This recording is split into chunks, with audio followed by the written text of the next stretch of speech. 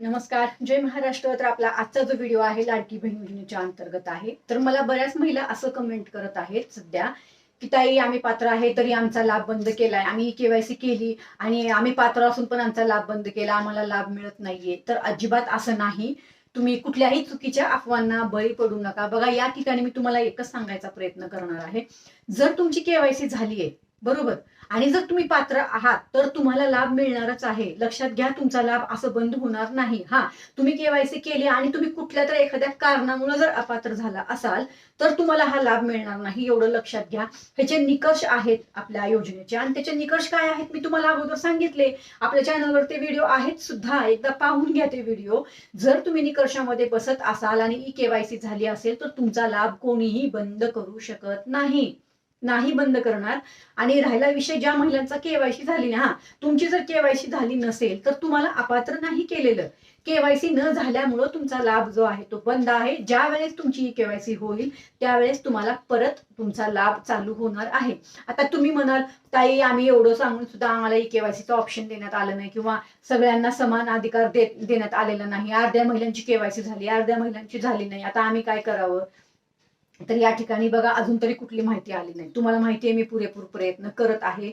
मी तुम्हाला सांगितलं, मी सरकारपर्यंत ही माहिती पोहोचवलेली आहे. आता ह्याच्यामध्ये आता मला जेवढं वाटतंय ना, ते मला असं वाटतं की आता आपल्याला जून जुलै मध्येच जे आहे ते ऑप्शन देण्यात येईल. असं प्रयत्न तर करतोय आपण की आता देण्यात यावं. पण आता ई केवायसी दुरुस्तीला संधी दिली, पण आपल्याला नवीन केवायसीला संधी दिलेली नाही. त्यामुळे मला असं वाटतंय की साधारण जून जुलैमध्ये आपल्याला ही ई केवायसीची संधी जी आहे ते पुन्हा उपलब्ध करून देण्यात येईल. आणि त्यानंतर जर तुम्ही ई केवायसी कराल आणि ई केवायसी तुम्ही जर केली आणि त्याच्यानंतर जर तुम्ही पात्र ठरलात तर तुमचा लाभ परत चालू होणार आहे. कोणीही विनाकारण निराश होऊ नका, कोणीही टेन्शन घेऊ नका. तुमचा लाभ कोणीही असं बंद करणार नाही. जर तुम्ही पात्र असाल तर तुमचा लाभ कायम चालू राहणार आहे. फक्त ह्याच्यामध्ये एकच अडचण निर्माण झाली आहे. ती अडचण अशी आहे की तुमची केवायसी झाली नाही. तर त्याचे कारण तुम्हालाही माहिती आहे, मलाही माहिती आहे, मी सगळे सांगितलेले आहेत. त्याचे विविध कारण आहेत ज्या कारणांमुळे ई केवायसी झाली नाही. आणि ई केवायसी आता सरकारने जे आहे ते कंपल्सरी केली आहे.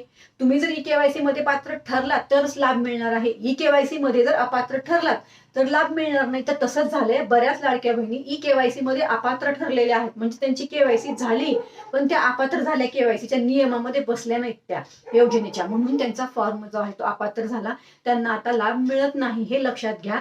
तुमची केवायसी झाली नाही ह्याचा अर्थ असा अजिबात नाही की तुम्ही अपात्र झालात. तुमचा लाभ फक्त बंद आहे. आता परत ई केवायसी केलात की तुम्ही परत पात्र ठराल, जर तुम्ही पात्र असाल तर. आलं का लक्षात? फक्त ह्याला जे आहेत ना कालावधी लागणार आहे असं मला वाटतंय बरं का. जेवढी अजून माहिती येत नाही ना म्हणून मी सांगते. तशी जर माहिती आली किंवा केवायसी चालू झाली तर मी ते तुम्हाला सांगणार आहे. पण सध्या नवीन ई केवायसी सुरुवात नाही. मी काल त्याच्यावर खूप महत्वाचा व्हिडिओ शेअर केलाय, तो व्हिडिओ जरूर पहा. कुठल्याही अफवांना बळी पडू नका. इथे कोणाला काही माहिती नसतं योजनेच्या अंतर्गत आणि विनाकारण नाही इकडची तिकडची माहिती घेऊन तुम्हाला देतात, व्हिडिओ शेअर करतात आणि तुमचंही मग डोकं खराब होतं आणि तुम्हाला टेन्शन येतं. मग तुम्ही मला पण कमेंट करता आणि मग मी तुमच्या कमेंटवर असे उत्तरांचे व्हिडिओ शेअर करते, बरोबर ना.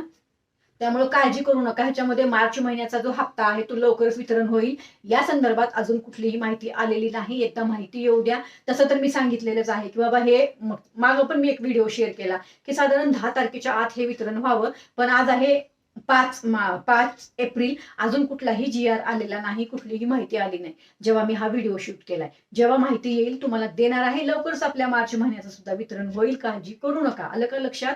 चला तर मग इतर महिलांना आपल्या व्हिडिओला शेअर करा. परत भेटू. धन्यवाद. जय हिंद, जय महाराष्ट्र.